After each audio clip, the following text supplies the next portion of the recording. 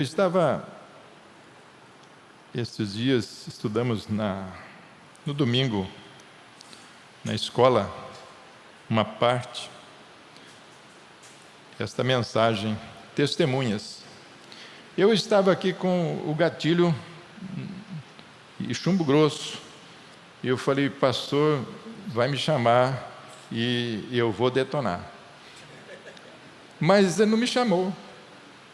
E hoje de manhã eu falei para a esposa, eu falei assim, olha, vamos sentar bem lá atrás, que se a gente tiver que sair um pouco antes ou tomar enfim, eu falei, deixa na mão de Deus, Ele vai arrumar um lugar para nós. Aí chegamos lá, tudo cheio. Aí o irmão falou, vem cá. Aí trouxe nós aqui na frente. Eu falei, bom, aí eu pensei, aí começou a rodar a voz do profeta. Não é essa mensagem aí ele ouvir, não, vocês lembram disso, rodou testemunhas. E eu estou com a mensagem de testemunha aqui, e mais um sinalzinho. Ela é do dia 5 de abril, de 53. Ela está fazendo 73 anos hoje. Então, a gente vai somando essas coisinhas assim, e o irmão Brana fala, ele diz assim que aqui na mensagem que estamos lendo com a igreja lá, que a gente toda quarta-feira lê a mensagem que sai com a igreja. Então, terminamos aquela do encontro passado, e essa aqui tinha bastante com sobra lá, Jesus cumpre todos os seus compromissos. Aí colocamos a mão na mão de cada um dos irmãos, e estamos estudando ela. E ele diz aqui, um grande grupo de caçadores que usam armadilhas, veja, para serem batizados e aceitaram Cristo. Eles viram o Senhor mostrar uma visão de certa coisa, onde certo urso estaria, nós sabemos, não vamos comentar isso aí, quanto ele pesaria, e de que tipo seria, e onde um animal se encontraria, como que estaria ali, e o que eles estariam usando, até mesmo a roupa das pessoas ali, Mombrana viu, e tudo acerca disso, e lhes disse antes que acontecessem, e disseram, nem mesmo há esse tipo de coisas nessa região, e fomos direto a isso, aconteceu palavra por palavra. Gente, nós temos uma mensagem nas mãos, de um profeta, vindicado por Deus, onde Deus se deixou tirar fotografia com ele. Isso ali diz assim, o que esse homem está falando, sou eu que falo. Ele está falando o que eu estou dizendo para ele dizer para vocês, para preparar a noiva para o arrebatamento. A fé de arrebatamento está aqui, está nas mensagens. Mensagem absoluta, se não me engano, 246, 226, coisa assim, algo assim. Veja, os troféus estão pendurados na minha sala hoje. Está vendo? Disseram, nós queremos ser batizados também. E ele cita aqui, homens rudes. Homens rudes. Então, você vê que era tipo de pessoas que Mombrana estava dizendo que era rudes. Então, ele falou assim, mas você sabe, ele tem semente que se encontra por toda parte, aleluia, tem semente que se encontra por toda parte, pode ser homem rude, pode ser homem fino, educado, pode ser uma vara torta, né, como ouvimos ontem, e eu falei assim, quando um pequeno sinal, veja, Deus é sobrenatural, Deus é sobrenatural, Deus age sobrenaturalmente, e seus filhos creem no sobrenatural, amém? Nós cremos no sobrenatural, amém? Esse encontro foi sobrenatural, excelentíssimo, muito alto nível, eu achei bom demais, e estamos em sintonia, você se lembra disso? Amém? Graças a Deus. Isso aqui aqui eu tenho uma declaração do noivo para a noiva, uma declaração de amor. Você já viu isso? Abre sua Bíblia aí, São João 14, é muito conhecido, São João 14, aqui no verso 3, ele diz assim, olha, Lê isso aqui dessa forma assim: quando eu for e vos preparar lugar, virei outra vez e vos levarei para mim mesmo. Vos levarei para mim mesmo, para Ele. Gente, Ele quer você lá com Ele, Ele quer cada um de nós com Ele. Levarei para mim mesmo. Isso aqui, você olha assim, e vos levarei para mim mesmo, para que onde eu estiver, estejais vós também. Louvado seja Deus. Isso fala muito, né? Isso fala muito ao coração do eleito, ao coração daquele que crê no sobrenatural, e ele vê as gotículas do sobrenatural pairando por todos os lados. Gente, é bom demais ter uma mensagem como essa. É bom demais ter um profeta que nos fala aquilo que precisamos, aquilo que necessitamos para nos enquadrar, para nos alinhar. Amém? Aqui, quando ele foi ler essa escritura, ele diz assim: acho que deveria ser chamado de Atos do Espírito Santo nos apóstolos. Atos do Espírito Santo nos apóstolos. Depois que ele leu a escritura, eu vou assim, senão nosso tempo não vai ficar suficiente. Ele fala sobre ser testemunha. Nos tribunais tem 2 tipos de testemunha que valerão. Estas são ver e ouvir. Amém? Se você está vindo através de um acidente, através de um vidro, um acidente, não conta não. Você não tem. Aí alguém diz assim: você sabe me dizer, a senhora fulana me disse, ou o senhor fulano, ou o reverendo fulano me disse. Ele é uma testemunha, ela é uma testemunha, você não. Ela que disse, então ela viu, ele viu, então você não é testemunha. Então, por essa razão, ninguém pode exatamente testemunhar quanto à ressurreição de Cristo, somente através do Espírito Santo. Você tem que ser uma testemunha pessoal, você mesmo. Tem tido você experiência com Ele, experiência vivida cada dia, amém? Veja, sabendo algo a respeito, sabendo do que você está falando. Ele vive. Como você sabe? Porque eu sinto que Ele vive, Ele está vivendo aqui dentro, Ele está vivendo aí dentro do seu coração. Louvado seja Deus. Deus nos ajude a ver o dia quando os homens serão exatamente o que são. Veja, eu digo isto agora com todo respeito. Não é nossa cidade cheia de bares que vendem bebidas ilegalmente que nos prejudica. Aqui está o que nos prejudica mais do que nunca. São pessoas que estão professando serem cristãs e não vivem como tal. Esta é a coisa, veja, elas não são testemunhas corretas. A coisa vai apertando, veja, elas não podem testemunhar até que tenham uma experiência. E quando tem uma experiência, então se tornam testemunhas automaticamente, porque nascem de novo, e todas as coisas do mundo, todas as velhas coisas passaram, tudo se fez novo. Então você se torna uma testemunha de Jesus, está apto para estar com Ele, junto com Ele, Ele vai vir buscar essa testemunha, amém?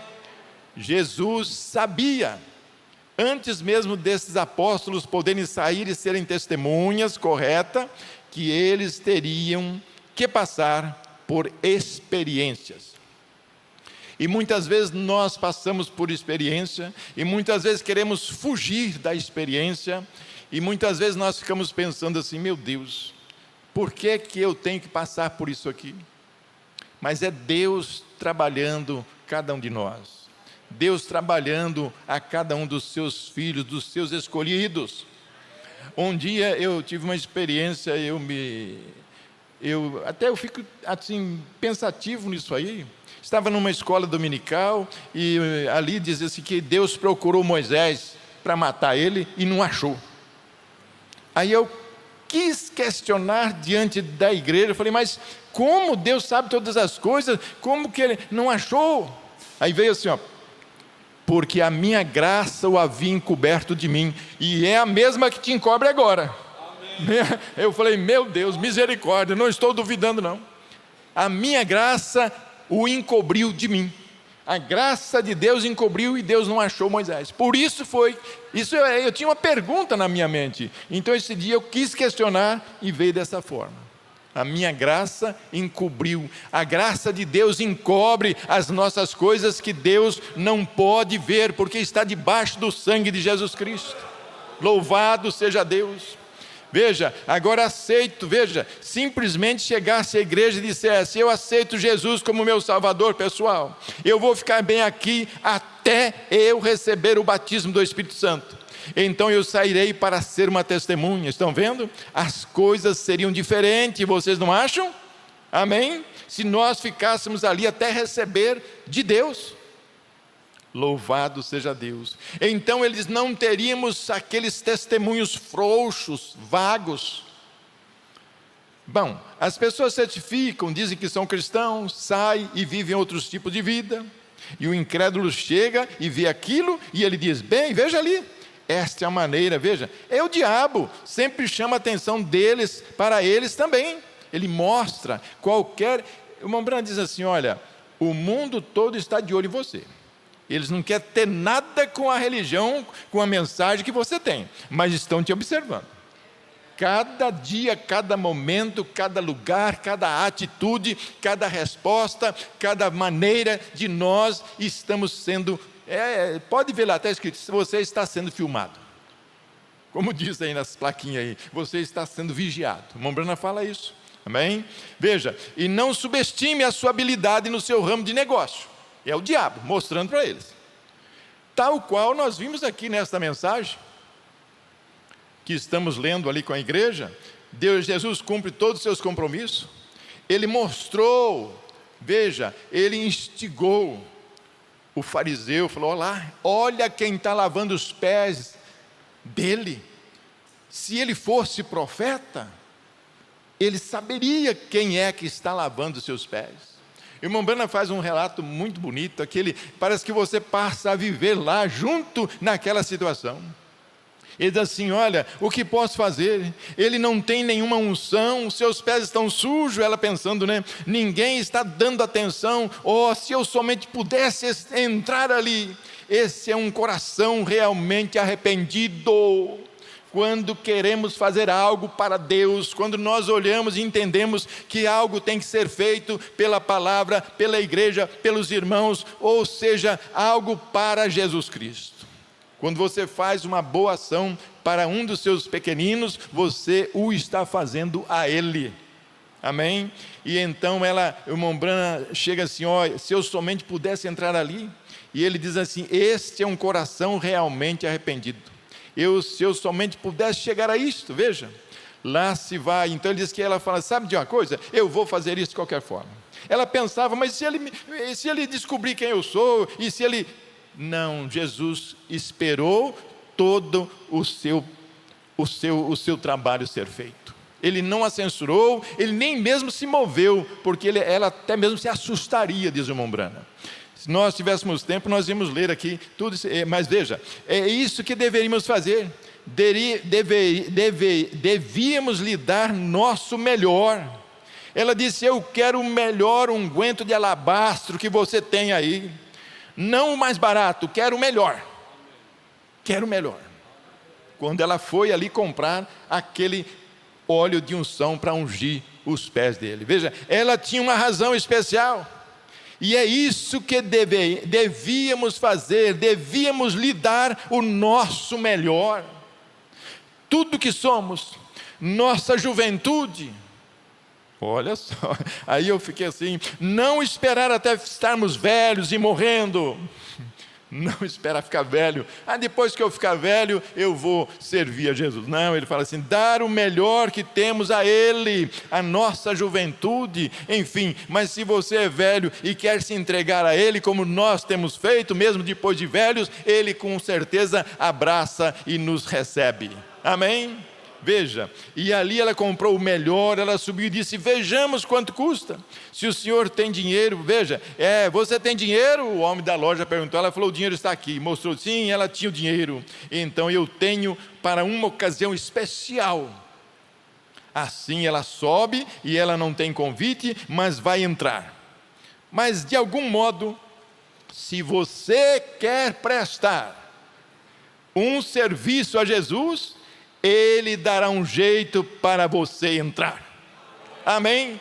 Ele está atento, Ele está cuidando, Ele está observando cada atitude nossa. Veja, de um modo ou de outro, ela entrou. E aí segue o irmão Branham contando essa história maravilhosa. Fica nova, parece que você começa a ver aqueles personagens ali. Eu acho bom demais, bom demais. Vamos aqui mais um pouquinho aqui nas testemunhas. Esse relógio não para, acho que ele disparou. Olha, houve, certa vez os judeus da tribo de Judá, onde obtiveram o seu nome, porque eles não andaram segundo as ordens de Deus, não guardaram os seus mandamentos. Deus chamou o rei Nabucodonosor para entrar e levá-los cativos para a terra da Babilônia. Muitos de nós recordamos a velha história famosa, como eles penduravam suas harpas no salgueiro chorão, e não podiam cantar os cânticos de Sião. Toda a sua vitória estava perdida, não porque Deus queria tirá-la deles, mas por causa do seu pecado, que os separou de Deus. É por essa razão, esta noite, que muitos cristãos não têm vitória. É porque seus pecados os separam das bênçãos. Veja, separados sozinho em um lugar deserto. E nossos corações estão pendurados no salgueiro, porque não podemos regozijar com os hinos da igreja. A primeira coisa que se perde é o interesse pelas coisas sagradas, pelo gozo que Deus nos dá. Isso é verdade. Veja, você às vezes eu vou na igreja depois, deixa Deus para depois, deixa para segundo plano. Isso não é bom, diz o irmão Branham. Ele diz, veja,